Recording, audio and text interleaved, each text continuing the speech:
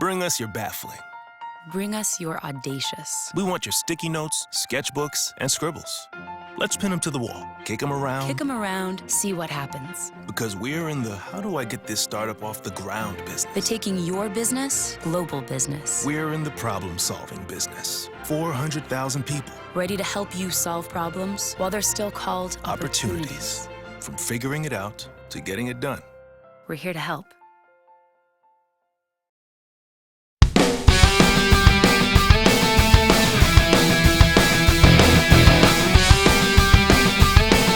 Welcome to another edition of Z360. I'm your host, David Sunsup. Coming up, we'll learn about Akron tennis player Sophia Geyer, my conversation with the Zips weekend rotation that you don't want to miss, and the quarterback competition is getting intense at spring practice.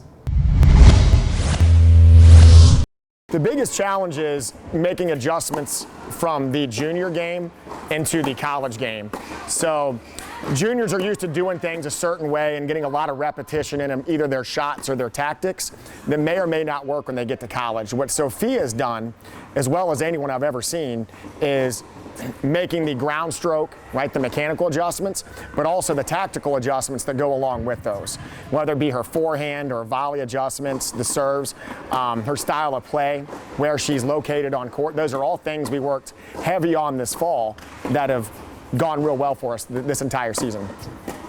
I mean, she came here with a unique set of skills. Actually, she was a grinder at 6 feet 1 inches tall, which is not normal.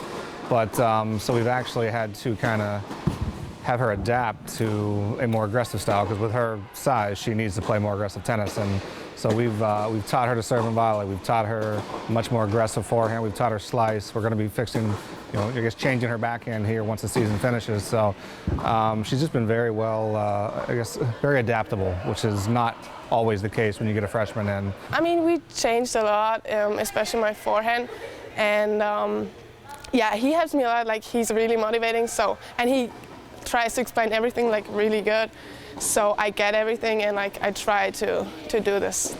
She's done a phenomenal job of picking things up. In junior tennis in general, I don't feel like they play enough doubles. Sophia being one of those kids.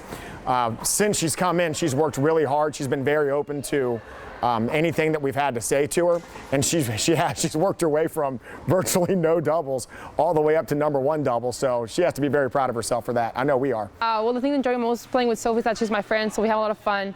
We're both lefties, we're both tall, so like playing doubles like way easier. She really gets into it, so we got a really good record before she got her cortisone shot on her shoulder. That really affected her, but before that, like, we were doing great. She's a great player, so. That helped me a lot. She's a really good doubles player, and like especially on the net, she's really aggressive, and I try to do that as well. I mean, it's pretty hard for me because like I never played that much doubles before, but yeah, I think I get better. Well, I think that's really important when you play doubles with someone. Like, if you don't get along, it's like really hard for doubles to work out. So that really helped us, and like on court you can see that we're like both smiling, like we're both like helping each other, like trying to like bring each other up when we like miss a shot or so. It's amazing. In a way, it's kind of funny. Sometimes we try not to when it's serious, but you kind of look out there and just kind of laugh a little bit because they're both, kind of funny people to have out there. But they both work really hard, and they always give you 100% every single time that they're out there. So the chemistry that they have, not only is it great, but it's also very entertaining for us. All right, Soph, let's go to the center of the baseline. We're gonna rip everything cross court, okay?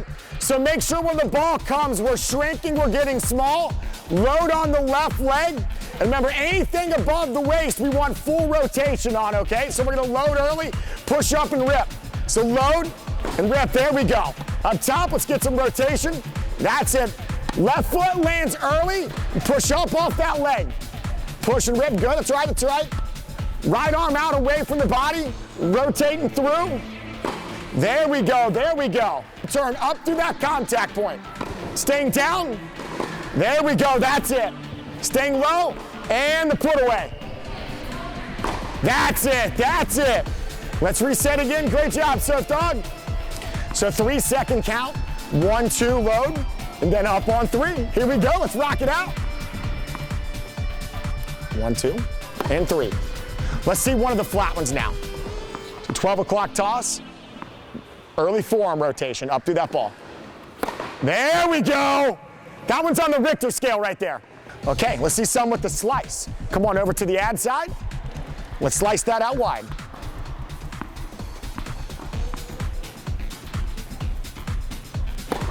There we go, beautiful. All right, Soph, I'm gonna go back to the other side. We're gonna do a quick serve and volley drill. So I'm gonna leave these here. These are the ones you're gonna pick up and rip. After the serve, you're gonna close. I'm gonna feed you 2 volleys, okay? Time to rock. Big push, good, on the way and get low. And second one, go. That's it, that's it. I like how we're getting smaller as that ball comes in. Staying low and staying balanced. Getting a good weight shift through these volleys. It's a good serve, stick, and stick. There it is, Soph.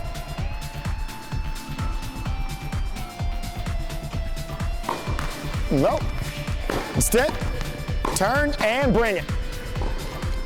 There we go. That's got a good sound to it. Nice, Soph. Firm wrist, and crush it. There we go. All right, good job, Soph. John Valek, JT Brubaker, and John Pusateri are quite entertaining on the mound and also extremely entertaining off the mound. Here's my group conversation with the Zips Weekends rotation.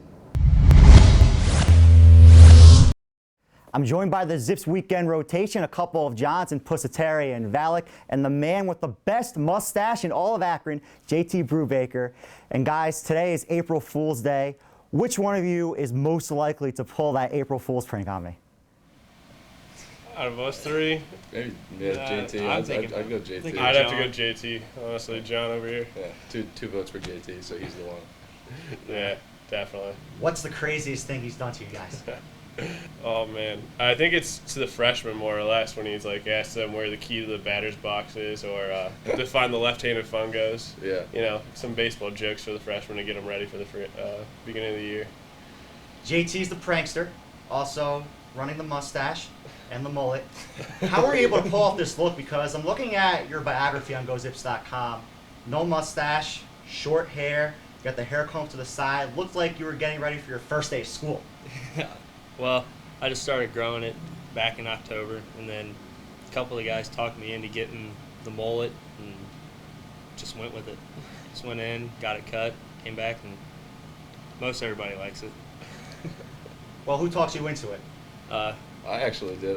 John. We always mess with him because he's, you know, with him being from Southwest Ohio, I don't really know the state of Ohio that well, but he's pretty country, and we always mess with him with all the crazy haircuts and stashes that he looks like he fits right in from where he is at home. So Yeah.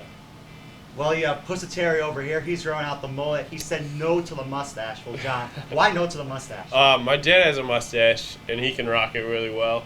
So I don't think I could live up to the hype, honestly.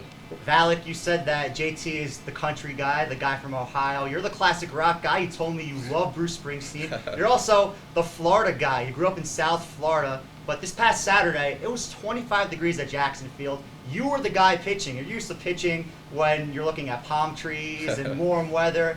And, I mean, there was snow on the field about an hour before you took the mound. So what was that like, the Florida guy pitching when it's 25 degrees here in Ohio? I'll tell you, that by far was the coldest game I've ever pitched in my life. But it helped that we had a heater in the dugout, so every time I had my chance, I just sat with the heater, and I felt like I was in Florida. But no, I mean, when you're out there pitching and all that, you really don't think about the cold. It's just more about getting the guy out. And so, I mean, while I was out there, while I knew it was cold, it didn't really feel cold to me. But I mean, when I was sitting in the dugout, at least I had the heater, so it wasn't that bad. Well, Akron has certainly toughened you up, and let's just say the cold weather didn't affect your performance, and also the same for you guys as well. You guys were on fire this weekend. 23 innings pitched, 24 strikeouts, no earned runs. What was it like for each of you guys to be in that kind of zone on the mound? Start off Friday, guy. Well, I mean, Coach always stresses to me to, you know, on Fridays to set the tone and set the bar for these guys. Luckily, the last couple weeks I've been able to do that. And then, you know, with JT coming on Saturday, he's going to go out there and try and best me. And then, you know, Puss on Saturday is going to try and best all of us. So it's good that, you know, we have this little internal motivation to beat each other too, which helps. So I don't know how they feel. That's exactly what he said. Coach always says, Friday guy, go out, set the tone, and then each guy behind, be better. Beat them. It's a competition between us three. It's basically like we're all out there setting the tone for a Friday night start. Yeah, and good teams win on Sunday. Championship teams win on Sunday, according to Coach Smith. So we got to go out there and try to get the win no matter what on Sunday. That's when we usually either clinch a series or, you know, sweep a team, hopefully. So. Well, in Akron's first 2 MAC series, you've gotten that win on Sunday. What's the chemistry like between the 3 of you guys?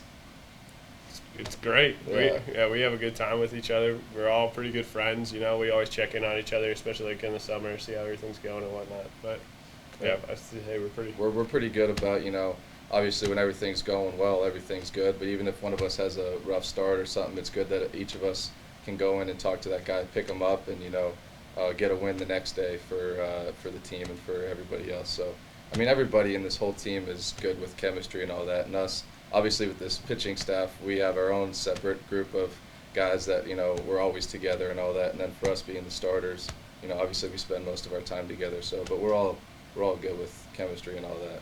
You guys are all Major League Baseball fans. Valak, you like the Mets, JT, the Red Sox, Puss, the Indians. If you had to pick one Major League hitter, past or present, that you could face right now, you're on the mound, they're in the box, who would that batter be and why? If I had to go off the top of my head, I'd like to face Bonds back when he was in his heyday. That'd be a big battle. I would hope he wouldn't hit the ball far, but that'd be a cool guy to face. Well, who's winning the battle? Oh, I would like to think I would. I'd hope so at least. I'd like to face Griffey Jr. When he was with the Reds, honestly, he could hit for power, but I think I could strike him out at least. What would that strikeout pitch be? Slider. Slider. Gotta love that slider. Great fight. But first, you gotta be worried because he loves low and in fastball or low and in pitch on it. But I'd still try to beat him with a slider. Mine would be Omar Vizquel. He was probably one of my favorite players growing up as a little league because I played shortstop when I was little somehow. And I don't know, I just think it would be awesome to face him, try to strike him out. That'd be really fun. Well, guys, great job so far this season. JT, keep growing out the mustache. Maybe we'll see the handlebars in a couple weeks. Keep growing the mullet, you too. And Valak, you got to work on growing out that mullet. I'm working on it, yeah. 5:45 in the morning. That's a time that most college students are fast asleep. But for Kyle Pohl, Tommy Woodson, and Trayvon Chapman, that's when the quarterback competition is just heating up each day at spring practice.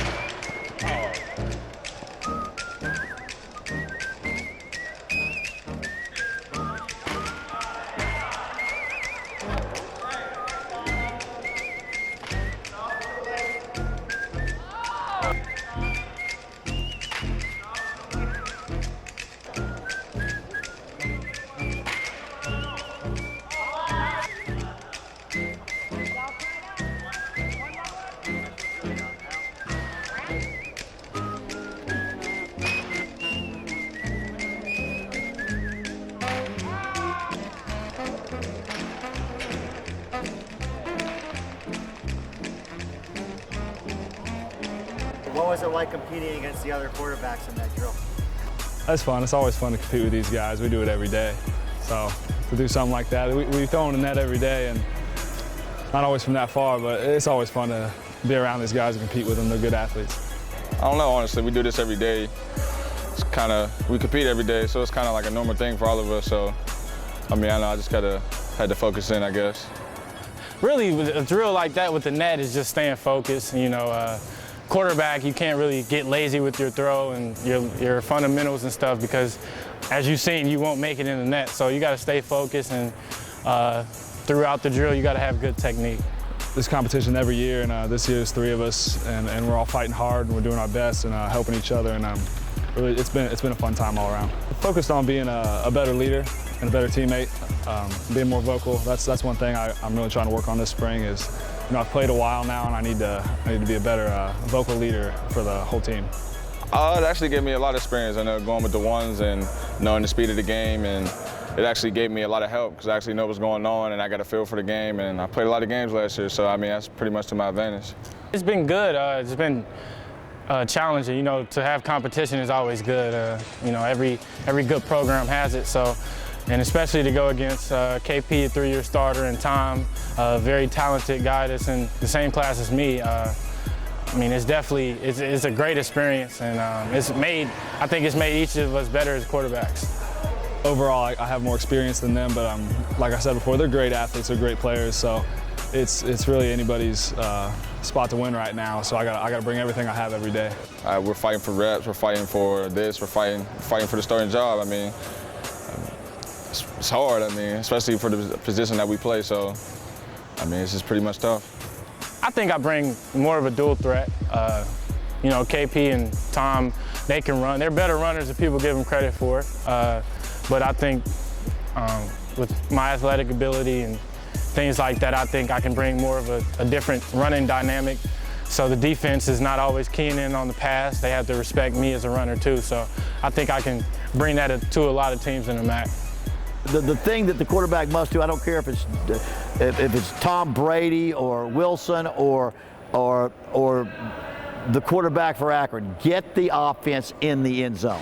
Take this offense from this point, get them in the end zone. The guy that can take the offense to the end zone, I don't care if he runs better, he throws better, that he hops on one leg, who was going to get the offense in the end zone? We did not do well in the red zone last year, had a very poor red zone percentage. So the guy, don't turn the ball over and get the thing in the end zone. That wraps up this edition of Z360. Tune in next week as we'll have the story on why Akron football is holding spring practice so early in the morning. Thanks so much for watching. I'm David Suntup for GoZips.com.